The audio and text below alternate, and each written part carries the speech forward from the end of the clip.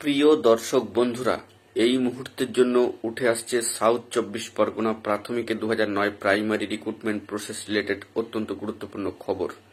ইতিমধ্যেই আপনারা সকলে অবগত হয়ে গিয়েছেন যে দীর্ঘ প্রতীক্ষার পর 13/5/2025 ডেটটি এসেছিল শুনানির জন্য। কার্যত 58 নম্বর সিএল নাম্বারে অর্থাৎ সিরিয়াল নাম্বারে মামলা কিন্তু ওঠে, কিন্তু দেখা যায় যে স্থায়ী সমাধান গতকালকে ডেটে দাঁড়িয়েও কিন্তু হলো না। অর্থাৎ আবারও একরাশ হতাশা চাকরি প্রার্থীদের জন্য। সমস্ত দিক থেকে সমস্ত রকমের তোড়জোড় উদ্যোগ কিন্তু লক্ষ্য করা গিয়েছিল, কিন্তু দেখা গেল এজলাসে মামলার শুনানি কিন্তু বেশিক্ষণ দীর্ঘস্থায়ী হলো না। তো কার্যত আরও কিছু সময় বা কয়েকটা দিন অপেক্ষা করতেই হবে।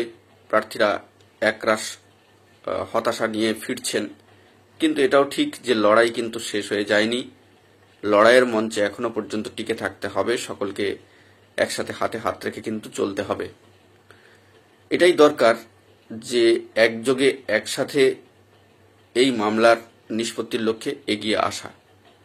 তো এখনো আরও কয়েকটা দিনের অপেক্ষা। ধৈর্যের বাঁধ বারংবার কিন্তু ভেঙে যাচ্ছে, আবার তৈরিও হচ্ছে। কারণ এই মামলার নিষ্পত্তি অবশ্যই হওয়া উচিত, হতে হবে, এবং হয়তো নির্ধারিত একটি সময় এসে হবেও। হয়তো সময় এভাবে অতিবাহিত হচ্ছে, তবে প্রার্থীদেরকে একজোট থেকে জোরদার ফাইট দিয়ে এর নিষ্পত্তি ঘটানো প্রয়োজন। সহজে হাল ছাড়লে কিন্তু চলবে না, কারণ যোগ্য বঞ্চিত প্রার্থীরা এখনো পর্যন্ত অপেক্ষায় রয়েছেন। তো অর্ডার কপিও ইতিমধ্যে জেনারেটেড হয়ে গিয়েছে। এখন দেখার বিষয় যে প্রার্থীরা কিভাবে পরবর্তী পদক্ষেপ গ্রহণ করছেন, কারণ দীর্ঘ একটা সময়সীমার বিরতির পর আবারও কিন্তু এই মামলার অবস্থান কোর্টের সাইটে স্ট্যাটাসে আসবে। সেই দিকটাকে লক্ষ্য রাখতে হবে। দীর্ঘ একটা সময় কিন্তু অতিক্রম করতে হবে আরও একবার প্রার্থীদের।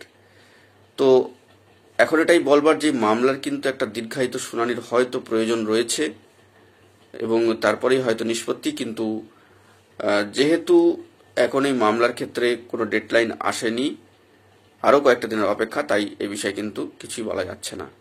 আগামীতে আমাদেরকে লক্ষ্য রাখতে হবে প্রার্থীরা কিভাবে ঐক্যবদ্ধ হয়ে এই মামলার নিষ্পত্তির লক্ষ্যে এগিয়ে যেতে চাইছেন। তো দেখা যাক।